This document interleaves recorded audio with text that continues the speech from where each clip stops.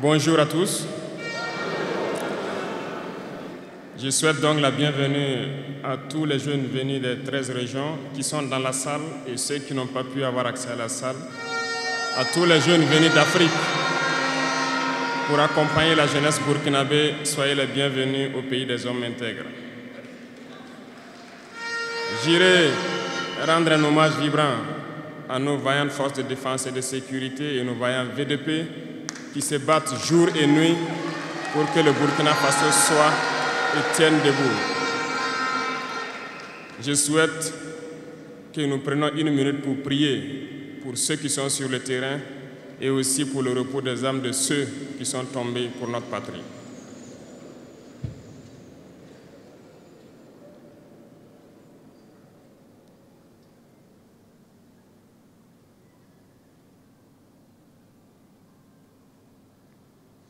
Je vous remercie.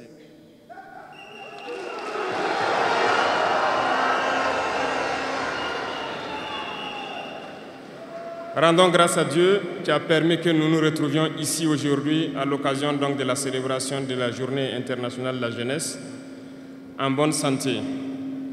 Je le dis très souvent parce que l'être humain oublie souvent Dieu lorsqu'il n'a pas de problème, lorsqu'il est dans le bonheur. Mais quand viennent les soucis, c'est là qu'on se rappelle de Dieu. Rendez grâce tous les jours pour le souffle de vie et pour la santé. Jeunesse. Jeunesse du Burkina, jeunesse d'Afrique. La jeunesse, cette phase de la vie où l'on a assez de force, assez d'énergie, comme le paraphrasait donc le slammer qui vient de passer. La jeunesse, c'est l'époque où on n'a pas assez de temps.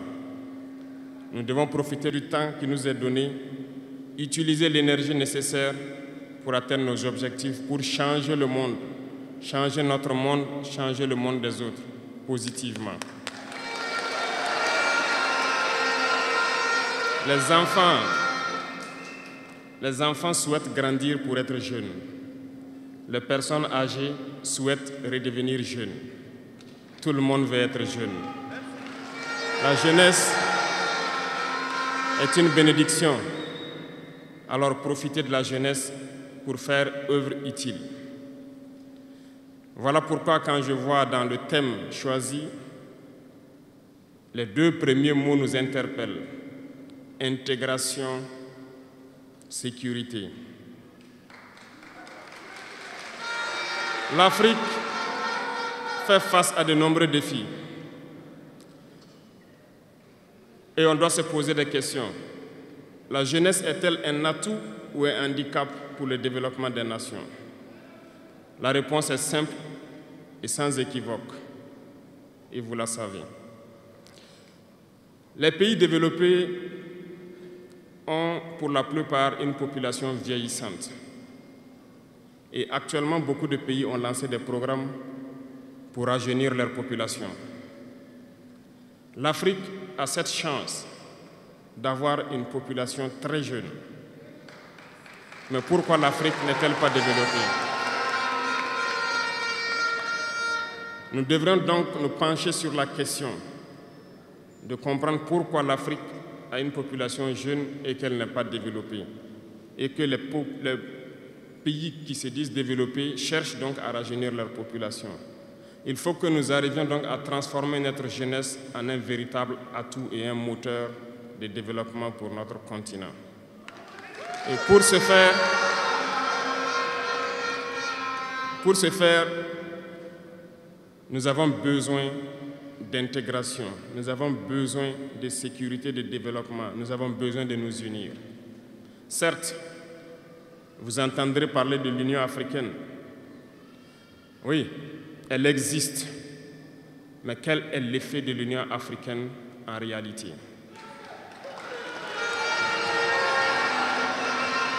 Nous ne pourrons pas parler d'intégration dans le thème et de ne pas parler de l'Union africaine.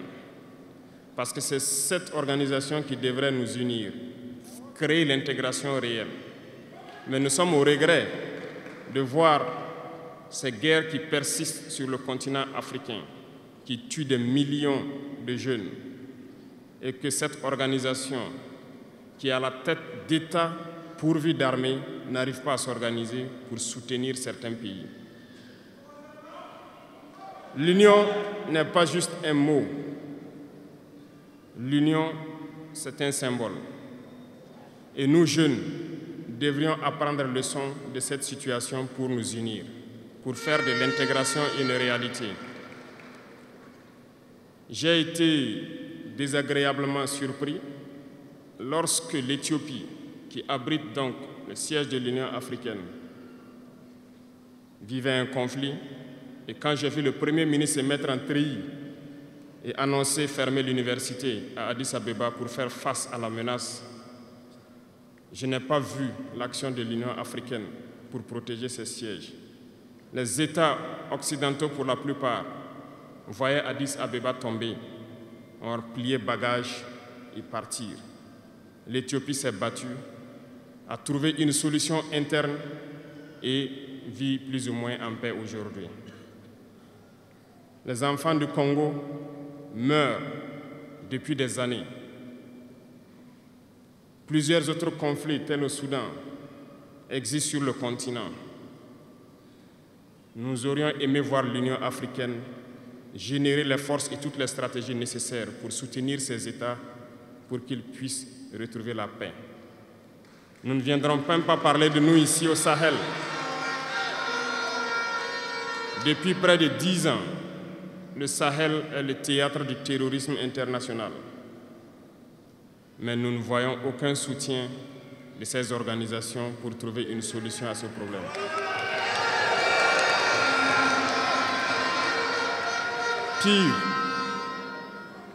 Pire, il y a quelques jours de cela, un pays étranger à l'Afrique a annoncé ouvertement avoir soutenu et participé à une attaque lâche, terroriste et barbare contre des forces de notre confédération à Tinzaouaten. L'Union africaine n'a pipé aucun mot pour condamner cette ingérence. L'Union africaine n'a pipé aucun mot pour condamner cette ingérence d'un État extérieur à l'Afrique dans les affaires internes de nos États. Et ce coup de gueule, je souhaiterais qu'ils l'entendent et qu'ils sortent donc de leur silence et poser des actes pour que la jeunesse puisse croire en l'Union africaine.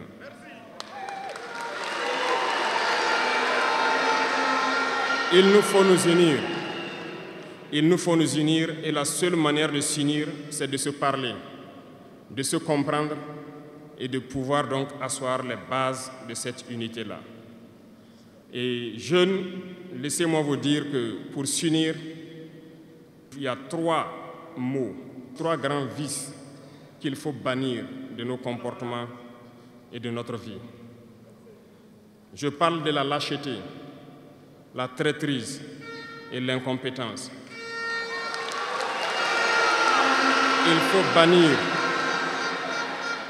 Il faut bannir ces 3 mots de notre mode de vie.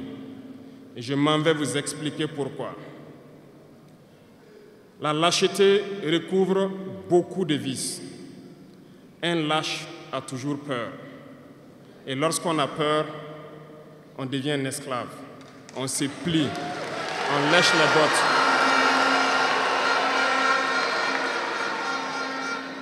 Nos ancêtres n'ont pas été lâches. Et si nous sommes lâches, nos enfants vont nous poser des questions. Imaginez qu'au Burkina, nous refusions de nous battre et nous acceptons de nous soumettre, de vivre l'esclavage. Demain, nos enfants grandiront. Ils se poseront des questions. Nos parents ont-ils été des lâches pour nous laisser dans l'esclavage? Que nous soyons vivants ou morts, nous allons le ressentir. Le lâche a peur. Et les impérialistes ont compris, ils essaient de faire peur aux leaders pour que vous soyez des lâches. Parce que quand vous êtes un lâche, tous les autres vices peuvent naître. On fait tout pour que nous ayons peur. Ils viennent dans nos palais, ils nous menacent directement ou des menaces voilées. Bien sûr, nous répondons comme il le faut. Ils essaient de nous faire comprendre. Ils prennent chaque fois des exemples. Ils nous diront, vous savez, Thomas Sankara a essayé de faire comme ça, mais il est où? Il est mort. Le président haïtien, il a essayé de faire comme ça, il est où? Il est mort. Kadhafi a essayé comme ça, il est où? Il est mort. Voilà des propos qu'on nous tient de manière voilée pour nous faire peur. Et pire, nous voyons aussi souvent certains jeunes essayer d'emboîter le pas d'une autre manière. On peut les entendre dire « telle personne a régné ainsi, il est à la CPI. Telle personne a régné ainsi, il est en prison. » Tout ça pour essayer de nous faire peur, pour qu'on devienne des lâches. Mais je pense qu'ils n'ont pas compris quelque chose. Quand nous disons la patrie ou la mort, nous vaincrons, ce n'est pas qu'une phrase. Ce n'est pas qu'une phrase, ça a tout son sens. Nous n'avons pas peur et nous n'aurons jamais peur. Nous continuerons notre lutte.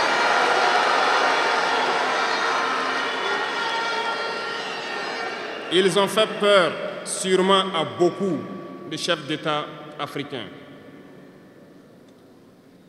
Vous voyez, souvent quand on s'exprime ou lorsqu'on a l'occasion d'être dans certaines situations à l'extérieur, nous tenons souvent des propos pour interpeller les chefs d'État africains pour qu'on se réveille, prendre soin de notre jeunesse pour pouvoir amorcer notre développement réel. Nous sommes souvent mal compris. Certains ont riposté publiquement à nos propos parce qu'ils se sentent indexés. Mais je peux vous assurer, jeunesse, que lorsque nous nous retrouvons dans les couloirs, ces mêmes chefs d'État nous disent « Vous êtes sur la bonne voie, c'est ce qu'il faut faire pour que l'Afrique puisse s'en sortir. » Alors, nous leur posons des questions à savoir pourquoi vous ne faites pas comme nous, pourquoi vous ne nous accompagnez pas. Certains nous disent qu'ils ont les méliers, certains nous disent qu'ils ne peuvent pas. Chers aînés, chefs d'État africains, du haut de cette tribune, donc, je souhaiterais dire que les peuples africains sont les peuples les plus pacifiques. Lorsque vous reconnaissez un tort, il faut le dire au peuple. Que nous n'ayons pas peur demain de sortir et dire au peuple, nous nous excusons, nous avions été compromis, nous avons des biens mal acquis, on nous a compromis par plusieurs choses et que nous demandons pardon et nous revenons sur la bonne voie. Et de commencer à travailler réellement pour l'indépendance de nos États et notre émancipation. Et je pense que c'est possible. Si nous restons dans cette posture de peur, nous serons lâches et l'histoire nous jugera. Nos enfants poseront des questions, nos petits-enfants poseront des questions. Nous sommes en train d'écrire l'histoire, il n'y a pas de place pour la lâcheté. Si nos ancêtres avaient été lâches, nous ne serions pas là. Souvenez-vous, je vous prends un exemple des peuples Bamileke et Bassa, je veux parler des Camerounais. L'Union des populations du Cameroun, qui depuis les années 50 a commencé une lutte implacable contre les colons. Mais ils ont été massacrés. Les armées coloniales françaises en son temps ont déversé des bataillons d'infanterie, des chars, des hélicoptères, ont anéanti des villages entiers. Les tortures les plus inhumaines ont eu lieu en cette période. Vous pourrez faire des recherches sur ce qu'ils appelaient la balançoire ou le bac à ciment. Des centaines de milliers de populations ont été décimées ainsi en Afrique parce qu'ils ont osé demander aux colons de quitter leur terre. Ça a abouti à une guerre civile qui a duré plusieurs années. C'est pour dire que des gens ont osé, ont affronté à main nue les impérialistes pour que nous soyons là. Il n'y a pas de raison que nous ne puissions pas affronter les impérialistes pour que nos générations à venir puissent vivre. Il y a beaucoup d'exemples à travers l'Afrique d'hommes courageux qui ont refusé d'être lâches, qui ont combattu, qui ont fait face. Eh bien, soyons dignes de ces gens. Nous sommes leurs descendants et soyons dignes d'eux. Un lâche ne peut pas être digne. Ne soyons pas lâches, jeunesse africaine. Parce qu'un lâche est toujours un traître. Et ça va de pair. Ils essaieront de nous faire peur pour que nous soyons lâches. Et si nous sommes lâches, nous allons trahir. Il faut bannir la traîtrise de nos habitudes. Des Africains ont été traîtres pour que la traite négrière réussisse en Afrique. C'est parce que des Africains ont été traîtres que la colonisation a pu tenir en Afrique. Interrogeons l'histoire, nous le verrons. Lumumba, Patrice Lumumba a été trahi parce qu'il a osé tenir tête. Et ces mêmes télévisions belges sont venues au Congo pour quelques billets tendus à des individus au Congo pour une interview pour contenter leur population. Et vous avez pu suivre ça. Lumumba nous dérangeait. Il est mort, on est content. C'est de la traîtrise. Beaucoup d'autres héros sont tombés pour que nous soyons là aujourd'hui.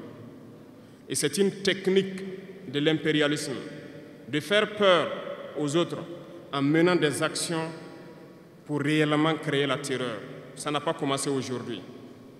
Je vous prendrai l'exemple d'un guerrier qui s'est battu, Victor Biakaboda.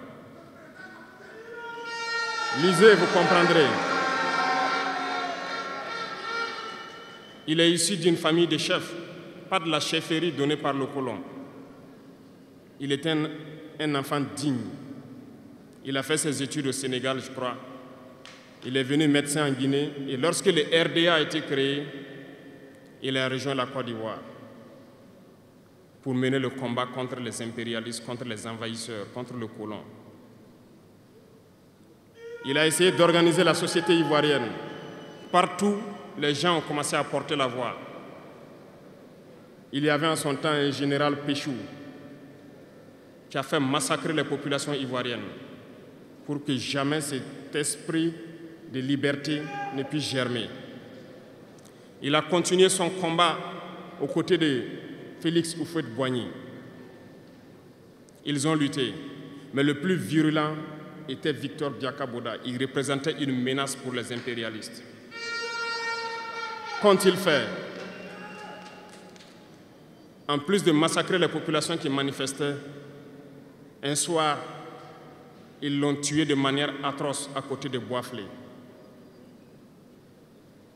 Quelques heures après, lorsque les populations de Dimbokro ont entendu l'assassinat, ils ont marché, ils ont manifesté, ils ont été massacrés par l'armée coloniale.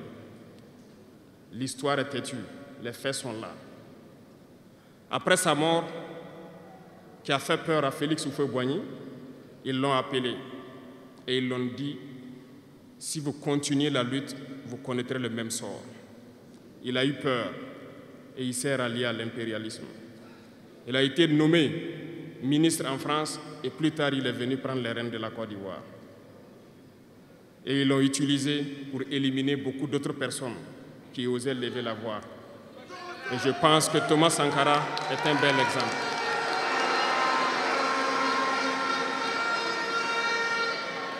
Si vous avez peur, vous serez lâche et vous serez traître. N'ayez jamais peur. La lutte doit continuer. Il y a beaucoup d'autres exemples à travers le monde. Et il y a ce phénomène qu'ils ont aussi utilisé depuis belle lurette et qu'ils continuent d'utiliser. Voyez-vous, certains individus, par exemple, se sont retrouvés dans d'autres pays et créé, soi-disant, un gouvernement parallèle au gouvernement du Mali. Vous avez entendu cette histoire. Ce n'est qu'une technique qui a existé dans le temps. Je vais vous prendre l'exemple de Ahmed Chalabi, l'Irak. Ce professeur de mathématiques, qui a même été dans le gouvernement irakien, a été récupéré par les impérialistes et il a formé ce semblant de gouvernement parallèle à l'Irak, aux États-Unis. Et on l'a utilisé pour être donc le mouton de sacrifice, parce que c'est à lui qu'on a dit de prononcer publiquement que Saddam Hussein développait des armes de destruction massive. Et il l'a fait. Ils l'ont utilisé. Et cet alibi a été utilisé pour tuer des millions d'enfants en Irak et détruire l'Irak. Et vous savez quel a été le sort de Chalabi? Un soir, après une interview, dans l'interview, il disait même qu'il sait que la CIA est sur son dos. Quelques heures après, il a été retrouvé mort dans son lit, mort de crise cardiaque. Si vous trahissez, vous aurez des fins macabres. C'est ainsi. L'impérialisme n'a pas d'amis. L'impérialisme vous utilise et quand il finit de vous utiliser, il fait de vous ce qu'il veut. Suivez mon regard, vous comprenez de quoi je parle. Ça a toujours été comme ça.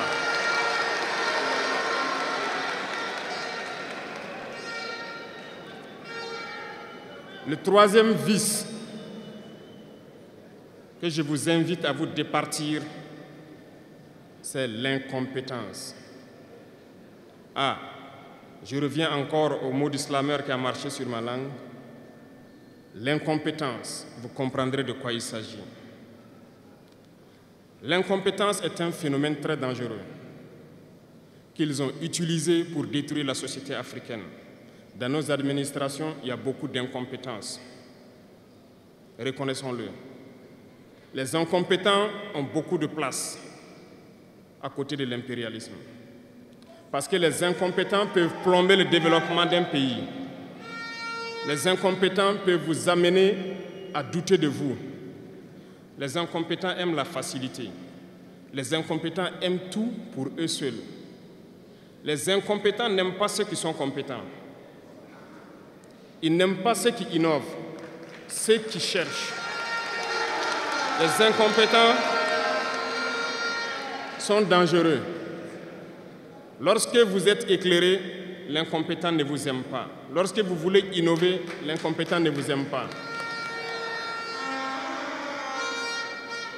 L'incompétent sait reconnaître celui qui est compétent et il va le combattre jusqu'à son dernier souffle parce qu'il a peur de celui qui est compétent. Cherchez la connaissance. Cherchez la connaissance et travaillez. Travaillez dur pour être compétent. Bannissez l'incompétence. Parce que, à travers les distractions qu'on veut nous faire adopter, on devient incompétent. Je vous prends un exemple. Les réseaux sociaux sont les lieux de publication des informations aujourd'hui. Les gens s'informent à travers Internet et beaucoup de choses. Un jeune qui publie sur les réseaux sociaux un article sur sa ferme ou un projet agricole ou un projet scientifique, je suis jeune, je connais les termes. Il n'aura pas peut-être 1000 vues. Mais un jeune qui publie sur des futilités, ce que moi j'appelle du n'importe quoi, il a des millions de vues.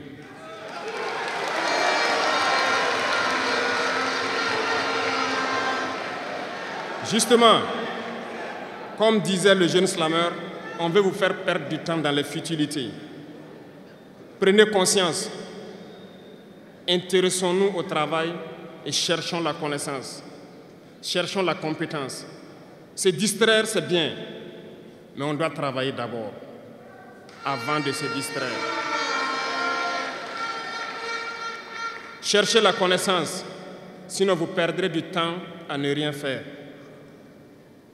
Et la jeunesse, c'est l'époque, c'est la période où il faut exploiter son temps à bon escient.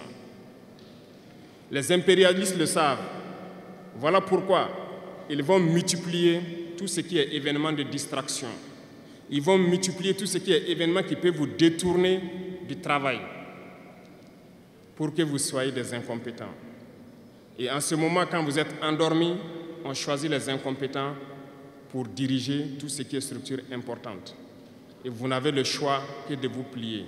Ne soyons pas incompétents, cherchons la connaissance. Les incompétents se cachent souvent derrière des mots.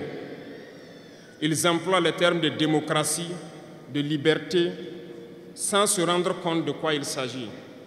Camarades, la démocratie est un état d'esprit, autant que la jeunesse est un état d'esprit. C'est soi-disant démocrate, mais regardez le monde. Comment est-ce qu'on peut vouloir imposer la démocratie en tuant des millions de personnes? C'est de la dictature, ça, ce n'est pas de la démocratie. Ça ne s'impose pas. Ceux-là qui se disent démocrates, mais regardez, nous avons vu des scènes où on a empêché des gens de rentrer dans des assemblées. On a vu des scènes où des forces ont débarqué dans des assemblées pour obliger les députés à prendre des textes. On a vu des scènes plus terribles que ça, où les gens tuent leurs manifestants. Mais eux, ils s'appellent démocrates et nous, on nous appelle donc des putschistes.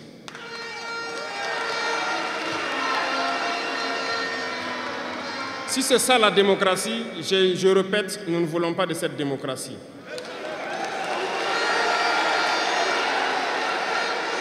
Et quand vous voyez souvent les incompétents, ils ne cherchent pas à savoir quelle est la signification du mot démocratie en réalité. Ils s'accrochent juste à la définition qu'il lui a donnée l'impérialisme et il se met à parler de démocratie sans réellement connaître le fondement. Ça, c'est de l'incompétence. Il faut chercher à connaître, avoir la connaissance, regarder le monde pour redéfinir la démocratie telle que nous le voulons en Afrique.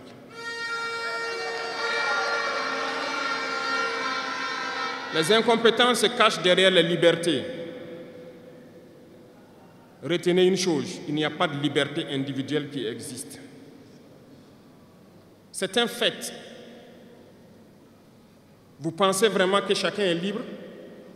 La liberté est collective.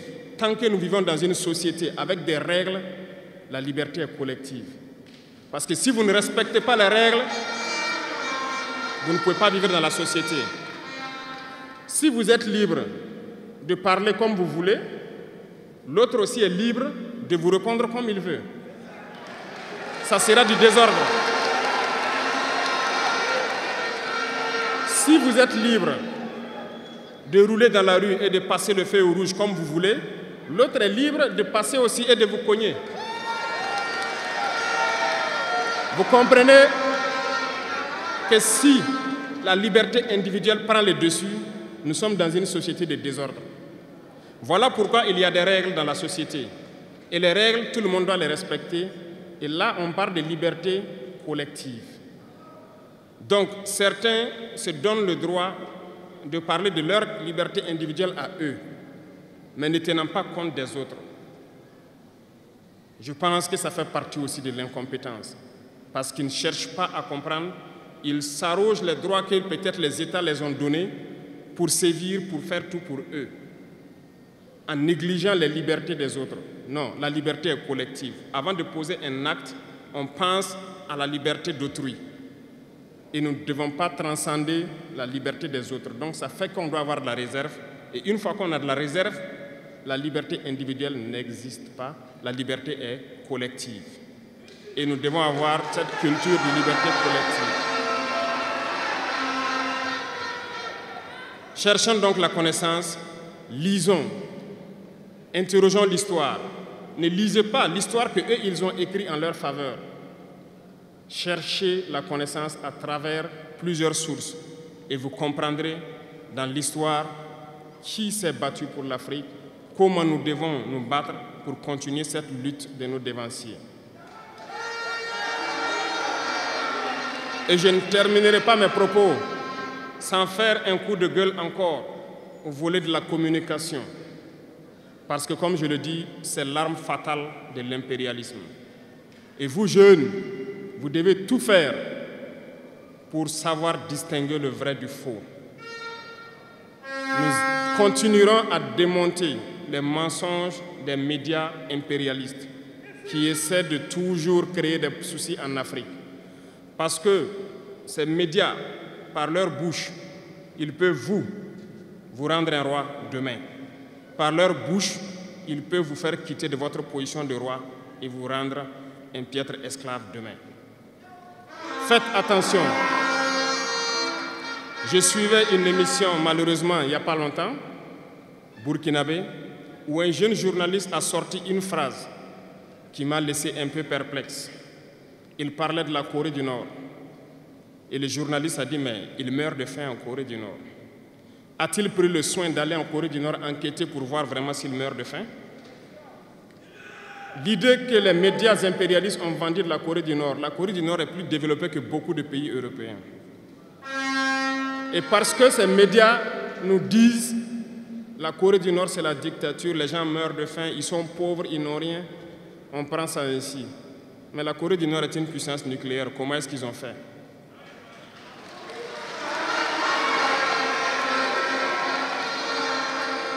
Faisons attention à la communication. Il ne faut pas suivre de manière aveugle ces médias menteurs qui ne cherchent qu'à diviser l'Afrique. C'est logique, ils se battent pour les intérêts de leur peuple. Et l'intérêt de leur peuple, c'est que l'Afrique soit divisée. Alors, jeunesse du Burkina, jeunesse d'Afrique, il faut qu'on s'unisse. Il faut bannir la lâcheté, il faut bannir l'incompétence, il faut bannir la traîtrise et tous les vices dans nos sociétés. Nous avons des occasions de nous parler. On rend grâce à Dieu de ces occasions que nous avons chaque fois de nous parler, de nous conscientiser. Et je vous invite à repartir encore lire, à se mettre au travail pour que l'Afrique que nous voulons, autosuffisante alimentairement, soit une réalité. Pour que l'Afrique que nous voulons pour un développement harmonieux soit une réalité. Parce que je reviens sur votre thème. Il n'y a pas de paix et de sécurité sans développement. Les deux vont de pair. S'il n'y a pas de développement, il n'y a pas de sécurité. Parce que s'il n'y a pas de développement, la jeunesse va forcément se retrouver dans les vices. Et il n'y aura pas de sécurité. S'il n'y a pas de sécurité aussi, il n'y a pas de développement. Donc les deux doivent aller de pair. Intégrons cela dans nos combats pour que nous puissions nous battre et nous développons. Allons-y vers la production. Produisons suffisamment. Transformons sur place nos matières premières pour que ce soit bénéfique pour nos populations et envie d'exporter cela.